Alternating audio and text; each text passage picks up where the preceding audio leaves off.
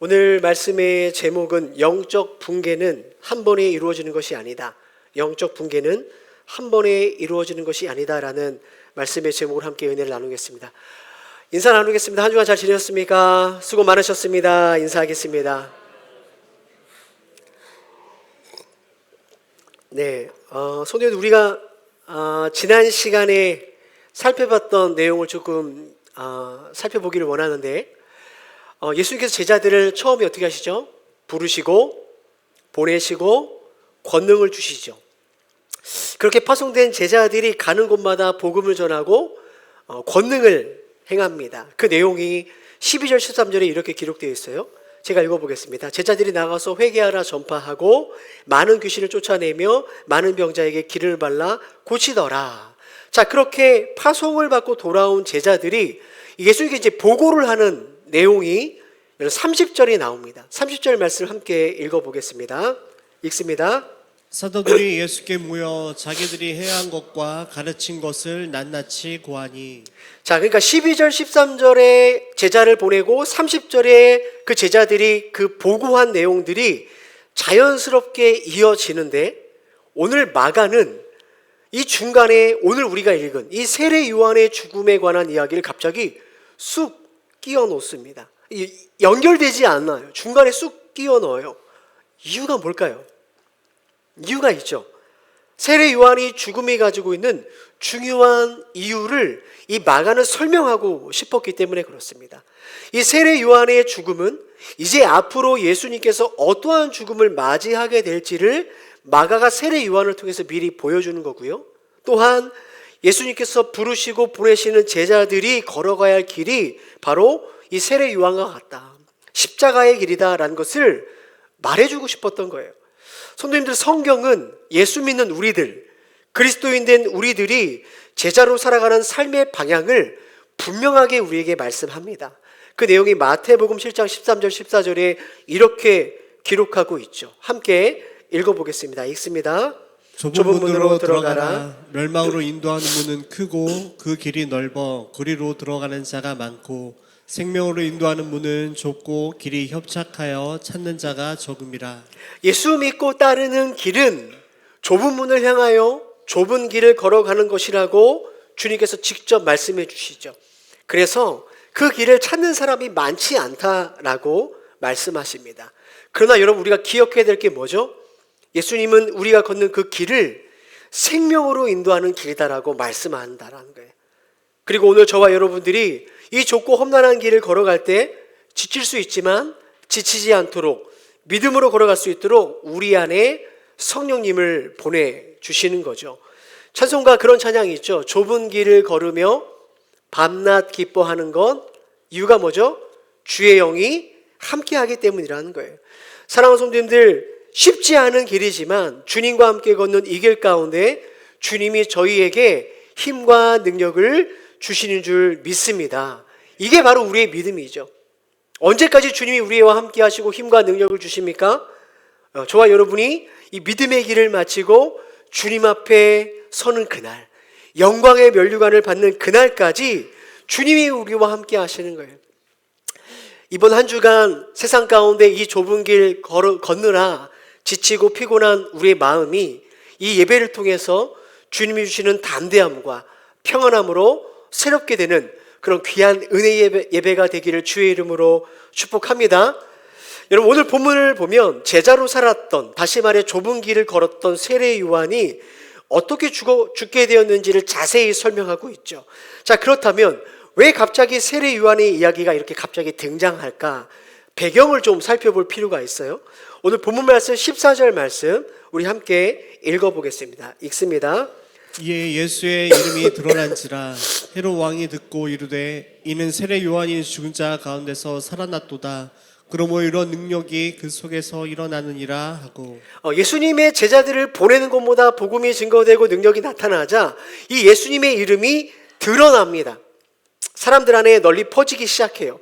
예수의 이름이 드러난지라. 자, 그러자 그 예수님이 활동했던 그 갈릴리 지역을 다스리던 헤롯이 이 자기가 과거에 죽였던 세례 요한이 살아나서 다시 예수님 안에 들어가 이런 능력을 나타난다라고 이런 지금 생각을 하고 있는 거예요. 자, 그렇다면 오늘 이 헤롯은 누구인가 좀 살펴보는 것이 필요합니다. 제가 이제 사실 설교할 때 자세하게 그때 당시의 역사나 배경을 설명하지 않아요. 왜냐하면 혹 이것이 지식 전달로 끝날까 봐. 그런데 오늘 좀 헤롯을 좀 정리하는 시간을 가졌으면 좋겠습니다. 자, 사진 하나 보여주시죠. 간단하게 헤롯을 설명할게요. 여러분, 성경에 보면 마태복음 2장에 첫 번째 등장한 헤롯이 있습니다. 그죠? 동방박사 만난 헤롯. 왕이 태어났다라는 얘기를 듣고 2살 이하를 다 죽이라고 명령한 헤롯이 바로 여기 요 헤롯입니다. 대헤롯. 헤롯 대왕이라고도 하는데요. 이 헤롯 대왕에게는 여러 명의 아들이 있었고 여러 명의 아내가 있었고 여럿의 아들이 있었는데 그 중에 성경에 등장하는 헤롯이 있어요. 다 앞에 헤롯이 붙죠. 저 첫 번째 요 헤롯 아켈라오라는 이 친구는 여기 보면 유대와 사마리아 지역을 다스리는 왕입니다. 이 친구가. 근데 지도력이 없어요. 성격도 괴팍해서 지역을 다 못 다스리는 거예요. 그래서 여기 있던 유대의 장로들이 로마 본국에 계속해서 투서를 보냅니다. 얘 밑에서 못 살겠습니다. 그래서 로마에서 특별히 이 지역에는 헤롯 왕이 아니라 총독을 보내요. 바로 그 사람이 빌라도입니다. 우리가 잘 알고 있는 빌라도. 그래서 아마 이 헤롯 아켈라오는 2년 정도 다스리다가 쫓겨나요. 그 다음에 오늘 등장하는 이 갈릴리를 다스리는 왕이 요 헤롯 안디바라는 왕입니다. 여기 갈릴리 지역을 다스리죠. 그 다음에 유명하지 않지만 헤롯 빌립이 요 드라고닛을 다스립니다. 그런데 요 헤롯, 요 친구, 요 헤롯 안디바가 누구랑 결혼을 하느냐? 요 빌립 말고 옆에 보면 빌립이 또 있어요. 다른 아내를 통해서 난 빌립. 요 빌립의 아내 헤로디아와 결혼을 하는 거예요. 이해되셨죠? 네. 그러니까 배다른 동생의 아내, 어떻게 보면 이제 제수씨죠. 이 결혼을 하고 나니까 요 갈릴리에서 활동했던 세례 요한이 6장 18절 이렇게 그 죄를 지적하는 거예요. 읽어보겠습니다. 시작. 이는 요한이 헤롯에게 말하되 동생의 아내를 취하는 것이 옳지 않다 하였습니다. 자, 일로 헤롯은 세례 요한을 옥에 가두고 결국 세례 요한의 목을 베어버린 일이 오늘 우리가 이제 본문에 읽은 그 내용입니다. 이제 헤롯에 대해서 헷갈리지 마시고 이렇게 기억하면 돼요. 자, 그런데 요한이 헤롯의 죄를 지적할 때 이 헤롯과 헤로디아의 반응이 조금 다릅니다. 그 말씀이 19절 20절에 나와요. 함께 읽어보겠습니다. 읽습니다. 헤로디아가 요한을 원수로 여겨 죽이고자 하였으되 하지 못한 것은 헤롯이 요한을 의롭게 거룩한 사람으로 알고 두려워하며 보호하며 또 그의 말을 들을 때에 크게 번민을 하면서도 달갑게 들음이로라. 자, 이 헤로디아는 요한이 죄를 지적하자 원수로 여서 바로 죽이려고 합니다. 그죠? 그런데 그렇게 하지 못한 이유가 있어요. 왜냐하면 지금 자기 남편이죠. 헤롯이 요한을 어떻게 해요? 보호했기 때문에 그래요. 보호했다라는 거예요. 성도님들, 오늘 이 헤롯은요, 처음부터 망가진 사람이 아니었습니다. 그죠? 애초부터 이 하나님의 말씀에 귀를 닫고 영적으로 죽은 사람이 아니었어요. 그는 의로움과 거룩함이 뭔지를 알았습니다. 말씀을 듣고 깨달았기 때문에 그 말씀을 들었을 때 괴로움을 느꼈고 번민을 느꼈고요. 요한의 말을 달갑게 들었다라고 성경은 기록하고 있죠. 그러니까 헤로디아가 요한을 죽여요라고 계속해서 말할 때도 세례 요한을 보호해 준 거죠. 그런데 여러분, 문제는 거기까지가 헤롯의 전부였다라는 거예요. 말씀을 듣고 깨닫고 찔림도 있었죠. 우리말로 표현하면 은혜도 받았는데 그의 삶은 그대로였어요. 변하지 않았어요. 여전히 헤로디아와 함께 살았습니다. 그래서 어떻게 되죠? 결국에는 세례 요한을 죽이는 결정을 하게 됩니다. 성도님들, 오늘 우리는 헤롯을 통해서 중요한 영적 원리를 하나 발견하게 돼요. 그게 뭐냐? 함께 읽어볼까요? 영적 붕괴는. 읽어보겠습니다. 시작. 영적 붕괴는 한 번의 큰 죄가 아니라 수없이 미뤄진 작은 불순종의 결과라는 것입니다. 그러니까 영적 붕괴는 어떤 큰 사고를 쳐서 일어나는 게 아니라 조금씩 조금씩 미뤄진 불순종의 결과가 영적 붕괴를 가지고 온다는 거예요. 여러분 오늘 마가복음 6장 20절에 보면 보세요. 헤롯이 요한을 의롭고 거룩한 사람으로 알고 두려워하여 보호하며 라는 이 단어 있잖아요. 두려워하고 보호하며, 이게 이 헬라어 동사로 미완료 형태로 쓰여요. 이게 무슨 말이냐면 헤로디아가 계속해서 헤롯한테 세례 요한 죽여야 돼요, 죽입시다, 계속해서 간청을 했다라는 거예요. 그 간청을 듣고 헤롯은 거듭해서 요한을 보호했다라는 거죠. 계속해서 보호한 거예요. 또한 번민하며 달갑게 들음이러라, 이 동사도요 헬라어는 미완료 형태입니다. 무슨 말이냐면 세례 요한은 헤롯의 죄를 한 번 지적한 게 아니에요. 계속해서 말하는 거예요. 계속해서 그의 잘못을 이야기해 줬고, 헤롯 역시 계속해서 그 말씀을 들으면서 죄책감을 느끼고 계속해서 아, 내가 잘못했구나, 이렇게 들었다라는 거죠. 그러니까 헤롯은 그냥 한두 번 세례 요한한테 말을 듣고 한두 번 깨닫고 번민한 게 아니라 오랜 시간 말씀을 듣고 오랜 시간 깨닫는 기회, 돌이킬 수 있는 기회가 있었다라는 거예요. 그러나 결과적으로 그는 헤로디아를 떠나보내지 못하죠. 죄와 단절하지 못합니다. 그 결과 그는 하나님의 말씀을 전하는 세례 요한을 죽이더라는 거예요. 여러분, 경고 둔감화라는 이러한 단어가 있습니다. 경고에 무뎌지는 현상이라는 거예요. 처음에 어떤 분명히 긴장감을 주던 경고가 계속해서 시간이 지나면 이게 그냥 일상의 소음처럼 느껴지고 나중에는 불편하니까 피하게 되는 거죠. 예를 들어서 뭐 재난 문자 있지 않습니까? 삑삑 울리는, 시도 때도 없이 있는 재난 문자. 처음에는 오! 이러다가 계속 울리게 되면 에이, 별거 아니네, 그러면서 우리가 알람을 차단해버리죠. 헤롯이 지금 그런 겁니다. 처음에는 요한의 경고와 요한의 말을 듣고 놀라요. 두려워해요. 긴장합니다. 근데 계속되는 말씀의 경고가 어느 순간 그로 하여금 익숙해지는 거예요. 그러자 결국에는 그 경고를 무시하고 회피하고 합리화하게 되는 거죠. 성도님들, 성경을 오늘 가만히 읽어보십시오. 헤롯은 나쁜 사람이 되려고 시도한 적이 한 번도 없어요. 앞서 설명한 것처럼 말씀을 들었고요, 감동도 받았고요, 그 말씀 때문에 두려워했습니다. 그 실제로 요한을 보호한 거 아닙니까? 근데 한 가지가 없었죠. 뭐가 없었습니까? 들은 말씀에 결단과 순종이 없었다는 거예요. 성도님들, 결단과 순종으로 연결되지 않는 말씀은 헤롯에게 영적 둔감함으로 나타납니다. 더 이상 요한의 소리가 들리지 않아요. 하나님의 말씀을 들어도 이제 두렵지가 않게 되는 것입니다. 사랑하는 성도님들, 오늘 이 헤롯의 모습 속에서 주님이 우리에게 무엇을 말씀하시는 걸까요? 성도님, 지금 이 자리에 왜 오셨죠? 예배하러 오셨죠. 무엇을 듣습니까? 하나님의 말씀을 듣습니다. 오늘 말씀 듣고 어떤 분들은 말씀에 찔림을 느끼고, 어떤 분들은 도전을 받고, 어떤 분들은 위로를 받고, 어떤 분들은 깨닫기도 합니다. 그런데 헤롯도 그랬다는 거예요. 헤롯도 그랬어요. 헤롯도 요한의 말씀을 듣고 깨닫고 찔림을 받고 은혜 받았습니다. 근데 그는 거기서 멈춘 거죠. 아, 요한의 말이 맞아. 그런데 지금은 아니야. 지금은 때가 아니야. 그는 여전히 헤로디아를 곁에 두고 살았다라는 거예요. 성도님들, 우리들 안에 헤롯의 모습이 있지 않을까요?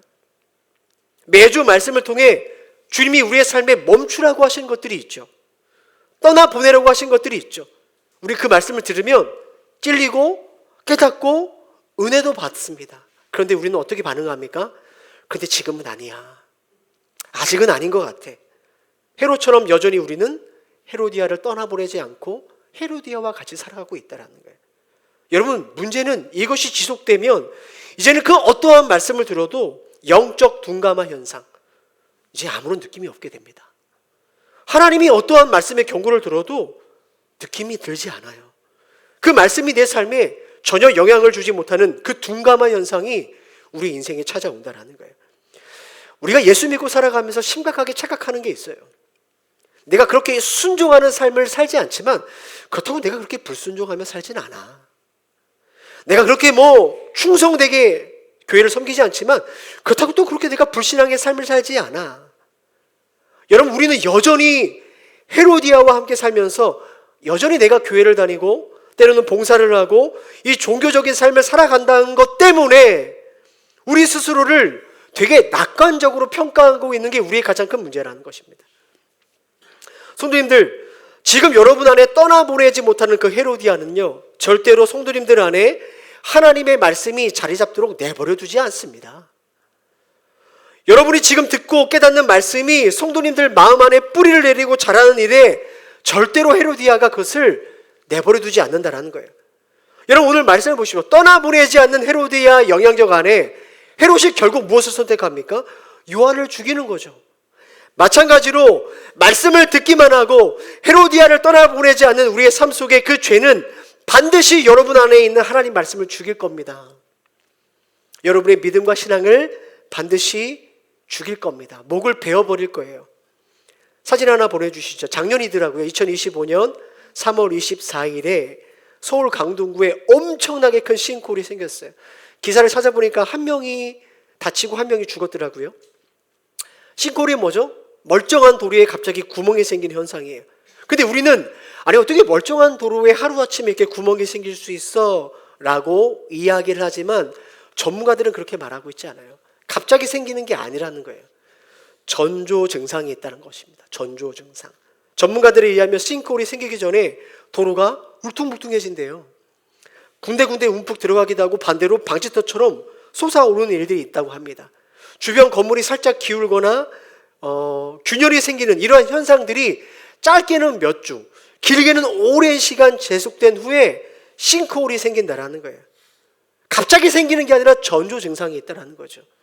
마찬가지입니다, 성도님들. 여러분, 교회 안에서 신앙생활 잘하는 사람들이 갑자기 하루아침에 헤롯처럼 변하는 일들은 없습니다. 싱크홀, 이 영적 붕괴까지 여러 가지 헤롯으로 변하는 전조 증상이 있다라는 거예요. 여러분, 오늘 말씀해 보니까 헤롯에게 나타나는 전조 증상이 있는데 이것을 통해 우리를 점검해 볼 수 있다고 생각합니다. 첫 번째, 지금 나는 어떤 잔치에서 기쁨을 누리고 있는가를 살펴보셔야 돼요. 여러분, 마가복음 6장 21절 22절 함께 읽어보겠습니다. 읽습니다. 마침 기회가 좋은 날이 왔으니 곧 헤롯이 자기 생일에 대신들과 천부장들과 갈릴리의 귀인들로 더불어 잔치할세.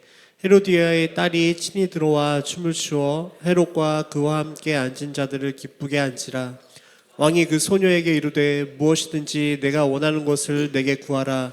내가 주리라 하고. 헤롯의 생일 잔치에 헤로디아 딸이 춤을 춥니다. 그 잔치 자리에서 헤롯이 너무나 기뻐했다라고 기록되어 있어요. 말하죠. 네가 원하는 것을 내게 말해라. 내가 다 주겠다. 그리고 헤로디아의 딸은 헤로디아에게 세례 요한의 목을 달라는 이 말을 듣죠. 여러분, 헤롯은 그 잔치 자리에서 무슨 결정을 합니까? 요한을 죽이는 결정을 합니다. 성도님들, 이 헤롯의 잔치는 단순한 생일 잔치를 우리에게 말해주는 게 아니에요. 이 잔치는 어떤 잔치입니까? 술이 있고 춤이 있는 잔치죠. 자기 과시가 있는 잔치입니다. 권력자들의 아첨이 있는 잔치고요. 세상의 성공과 즐거움과 쾌락이 있는 잔치입니다. 이 세상의 죄와 즐거움의 잔치를 대표해주는 잔치가 바로 헤롯의 잔치라는 거예요. 여러분, 헤롯이 생일 잔치 전까지만 해도 그래도 세례 요한을 지켰어요. 그죠? 이 잔치에 참여하기 전까지도 그래도 그의 말에 번민하고 두려움을 느꼈습니다. 그런데 이 잔치에 참여하는 순간 그 모든 분별력이 사라져버려요. 그죠? 영적인 감각이 죽어버립니다. 요한을 죽이는 결정이 바로 이 잔치 자리에서 하게 되는 겁니다. 그 잔치 자리에서 그는 붕괴되는 사건을 경험하는 거죠. 성도님들, 왜 우리가 최선을 다해 예배 자리에 지켜야 될까요?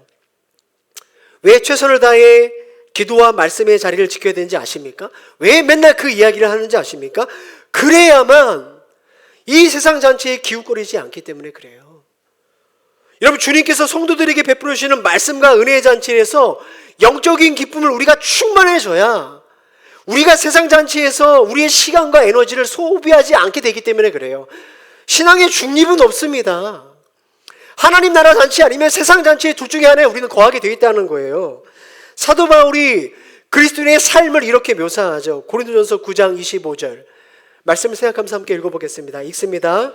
이기기를 다투는 자마다 모든 일에 절제하나니 그들은 썩을 승리자의 관을 얻고자 하되 우리는 썩지 아니할 것을 얻고자 하노라.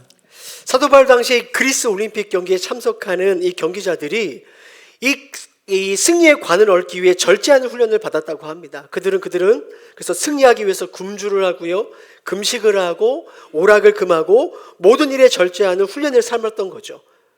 사도 바울이 뭐라고 말합니까? 썩을 그 관을 위해 살아가는 사람들도 절제하는데 이 영원한 영광의 면류관을 얻고자 달려가는 예수 믿는 우리들 절제해야 되는 거 당연한 거 아니냐. 이것이 지금 사도 바울이 고린도 교회 성도들한테 말하는 내용이죠.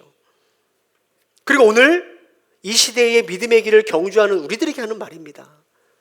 성도님들, 이 세상 잔치에 놀 거 다 놀고 쓸 거 다 쓰고 쉴 거 다 쉬고 볼 거 다 보고 남은 시간과 힘으로 하나님 나라 위에 살아가는 것이 가능하겠습니까? 가능하지 않아요. 세상 잔치에서 실컷 즐기고 기뻐하다가 남은 힘으로 신앙과 믿음의 길 걸어갈 수 있습니까? 그거 안 됩니다. 가능한 일이 아니라는 거예요. 오늘 헤롯을 보십시오. 그는 세상 잔치 자리에서 자신이 누구인지를 잊어버리잖아요. 잔치 자리에서 무엇을 두려워하며 살아가는지를 망각합니다. 잔치 자리가 깊어질수록 신앙의 양심의 소리는 작아지고요. 잔치 자리에 취할수록 세례 요한의 소리보다 죄의 목소리, 헤로디아의 목소리가 점점 커져가는 것입니다. 그 잔치 자리에서 세례 요한을 죽이는 거 아닙니까? 성도님들, 저 같은 목회자가 왜 헤롯처럼 변하는지 아십니까? 목회자는요, 처음 시작은 다 세례 요한으로 시작해요. 얼마나 순수한 마음으로 시작하는데요. 근데 왜 저 같은 목회자가 세례 요한으로 시작해서 헤롯으로 변하는지 아십니까? 목회가 아니라 자꾸 바깥으로 눈을 돌릴 때부터 그렇게 시작이 되는 거예요. 교회 밖으로 나가기 시작하면 헤롯의 전조 증상이 시작되는 거예요. 하나님 나라의 잔치, 설교를 준비하고 설교를 하고 목회를 하고 성도를 가르치고 신방을 하고 교회를 세워가는 일에서 목사인 제가 기쁨을 얻기보다 어느 순간 내가 소유하고 즐기고 높아지고 이런 세상의 잔치로 기쁨을 얻기 시작하면 저는요 100% 헤롯으로 될 수밖에 없는 자가 되는 거예요. 저만 그러겠습니까? 안전하십니까? 성도님들 마찬가지. 얼마든지 헤롯처럼 변할 수 있다라는 거예요, 우리가. 저는 여러분에게 묻고 싶어요. 성도님들, 지금 여러분 앉아있는 그 잔치가 어떤 잔치입니까? 지금 여러분은 어떤 잔치에서 기쁨을 찾고 계십니까?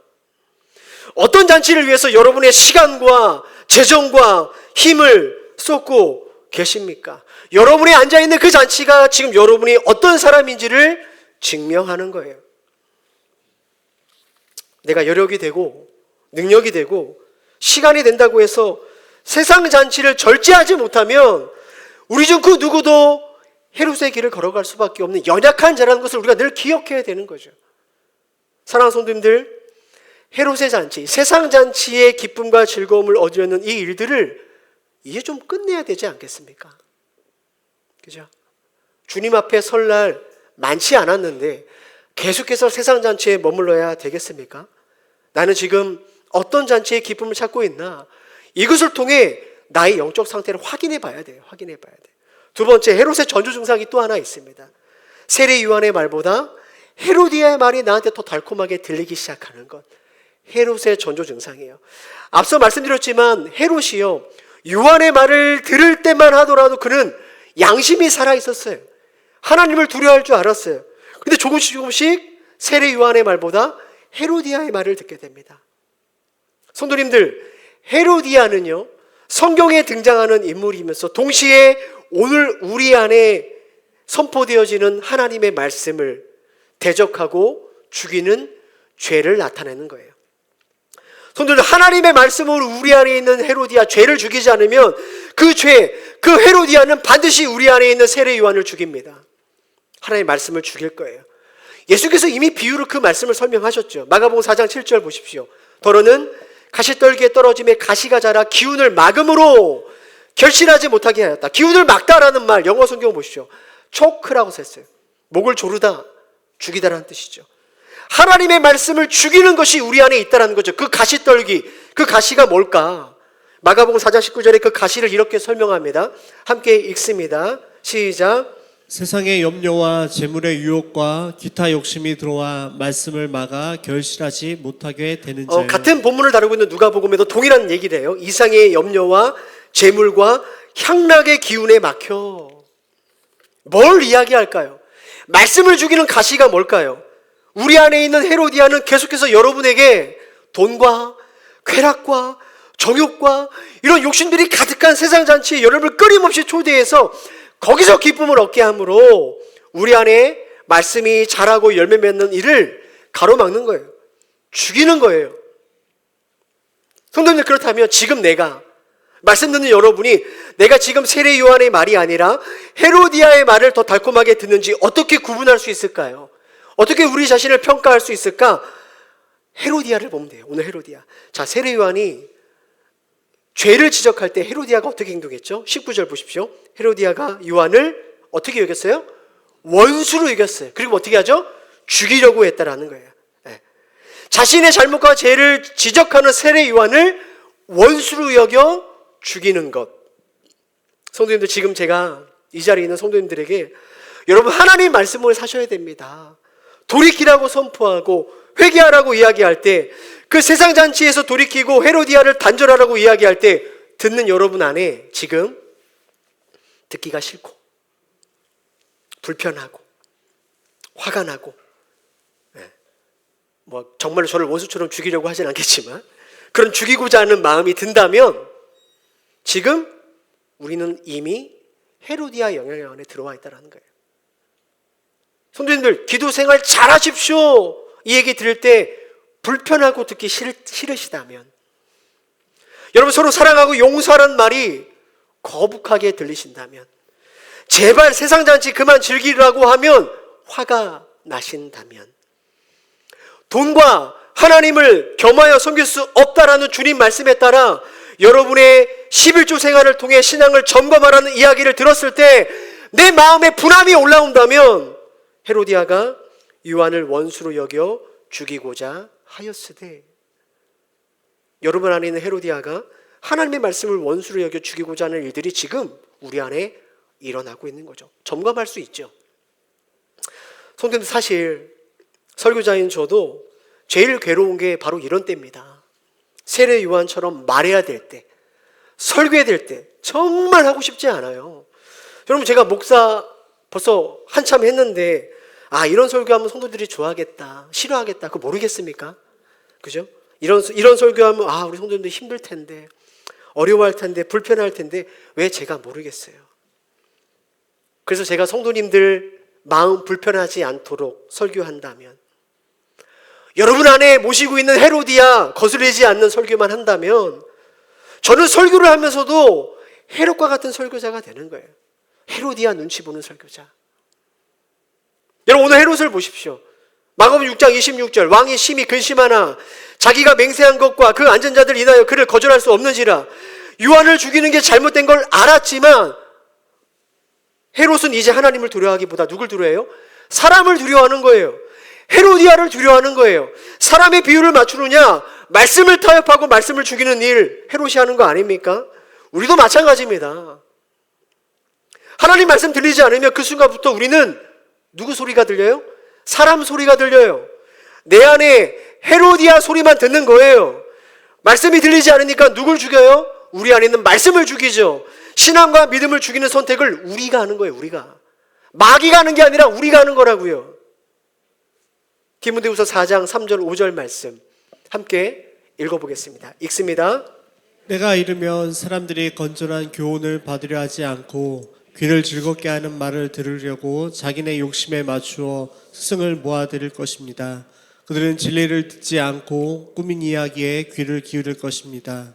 그러나 그대는 모든 일에 정신을 차려서 고난을 참으며 전도자의 일을 하며 그대의 직무를 완수하십시오. 때가 이르면, 3절에 보시죠. 때가 이르면, 이 때가 언제일까요? 마지막 때입니다. 주님 오실 그 마지막 때, 우리가 주님 앞에 설 그 마지막 때가 오면 어떤 일이 일어나는가? 교회 안의 성도들이 내가 듣고 싶은 말, 듣기 좋은 말, 내 귀에 귀를 간지러 주는 그러한 사람들이 교회 안에 많이 일어날 거라는 거예요. 그들은 자기가 듣고 싶은 이야기하는 사람들을 스승으로 둘 것이다. 이때 목회자는 고민하겠죠.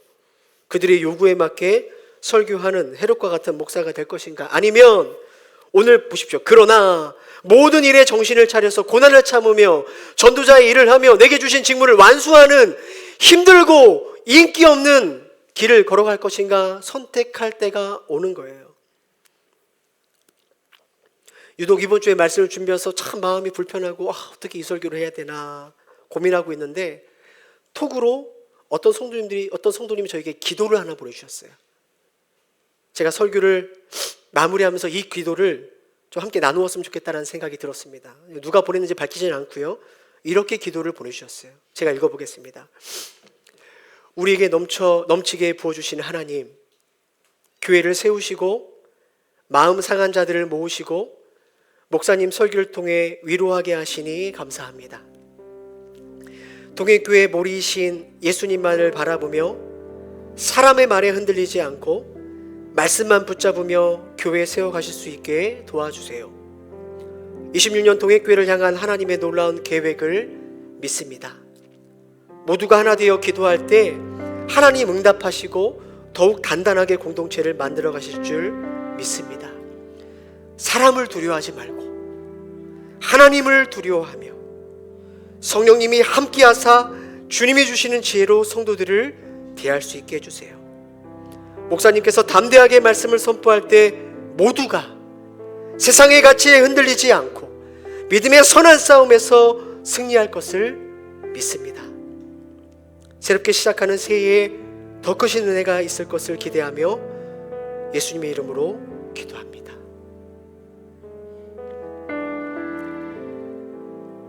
이 성도님을 통해서 주님께서 나에게 말씀해 주시는구나. 끝까지 걸어가라. 교회의 머리 되는 나만 보고 걸어갈 때 동행교회가 헤롯의 잔치에서 기쁨을 얻는 자들이 아니라 주님의 잔치에 기쁨을 얻는 교회가 될 거라는 확신을 주님께서 저에게 주셨어요. 목사인 너가 사람 두려워하지 않고 정말 하나님을 두려워할 때 동행교회는 세상 가치에 흔들리지 않고 믿음의 선한 싸움을 승리하는 교회가 될 거라고 주님이 말씀해 주셨어요. 사랑하는 성도님들, 설교하는 저도 그렇고요, 설교 듣는 성도님들 그렇고요, 우리는 너무나 자주 헤롯의 잔치에서 기쁨을 찾는 자들입니다. 저도 그래요. 저도 하나님의 말씀보다 내 안의 욕심의 소리, 내 안의 헤로디아의 소리를 따를 때가 저도 참 많이 있습니다. 이런 우리에게 무슨 소망이 있을까요? 헤롯과 같은 인생을 살아가는 우리에게 어떤 소망이 있겠습니까? 그런데 소망이 남아있다는 것입니다. 여러분, 세례 요한은 목배임을 받아 죽어서 더 이상 헤롯에게 하나님의 말씀을 전할 수 없었어요. 그래서 헤롯은 헤롯처럼 살다가 헤롯처럼 죽습니다. 그런데 여러분, 오늘 우리들에게는 더 나은 세례 요한이 있죠. 더 완전한 세례 요한이 계십니다. 그분은 세례 요한처럼 비참하게 죽었지만 부활하셔서 오늘도 우리와 함께 하시고 우리에게 말씀해 주시는 거예요. 주님이 헤롯과 같은 삶을 살아가는 우리들을 포기하지 않으시고 다시 주님의 잔치로 하나님의 나라로 우리를 초대해 주시고 이끌어 주시기 때문에 비록 헤롯과 같은 우리의 인생이지만 소망을 발견할 수 있는 거죠. 그래서 오늘 우리는 헤로디아의 음성이 아니라 주님의 음성을 따라 다시 믿음의 길을 걸어갈 수 있게 되는 것입니다. 사랑하는 성도님들, 그 주님은 오늘도 우리와 함께 계십니다. 할렐루야. 그 주님께로 나오십시오. 그분이 우리를 다시 살리시고 새롭게 하실 것입니다. 우리 함께 말씀 생각하면서 찬양하겠습니다.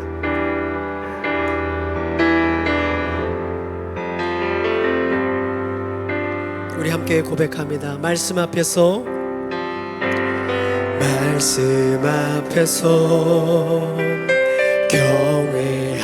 경외함으로 주께 홀로 섭니다. 생명의 말씀 읽고 순종해 주를 예배합니다. 기록된 말씀, 기록된 말씀, 힘이 있어서 진리로 우리 거룩게 하며 거룩한 말씀 세세 영원히 복음이 되어 말씀하시네. 하나님 말씀에, 하나님 말씀에 두려워 떠는 자, 그 말씀에 생명을 거는 자, 한 사람 찾으시는 주님의 약속을 믿어. 하나님 말씀에 운명을 거는 자, 말씀에 운명을 건 순종하며 주 따라가는 자, 순종하며 주 따라가는 자, 영원한 하나님 나라 이뤄갈 주의 교회요. 하나님 말씀에 두려워 떠는 자, 하나님 말씀에 두려워 떠는 그 말씀에 생명을 거는 자,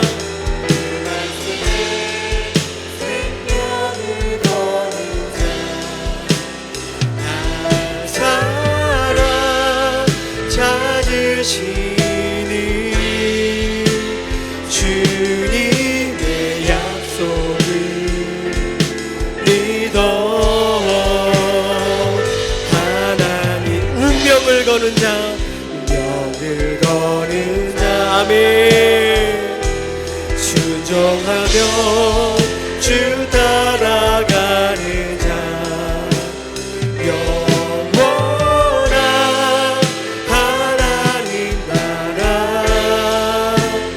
이뤄갈 주의 교회요. 일어나라.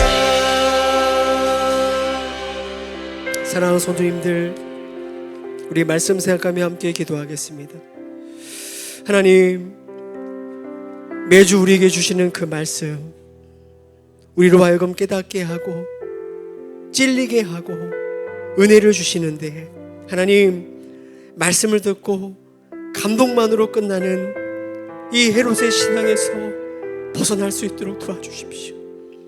오늘 우리의 삶에 떠나보내라고 말하는 그 헤로디아를 분명하게 떠나보내는 그런 결단의 신앙이 있게 하여 주옵소서. 헤롯과 같이 세상 잔치의 기쁨을 찾는 우리의 이 완악한 삶의 방식이 끊어지게 하여 주시고, 하나님의 천국 잔치 예배와 말씀의 기도의 자리에서 주님이 주시는 하늘의 기쁨으로 살아가는 주의 자녀 될 수 있도록 우리를 붙들어 달라고, 우리의 말씀을 생각하며 우리의 마음을 주님께 올려드리며 함께 기도하며 나아가겠습니다. 함께 기도합니다. 주님,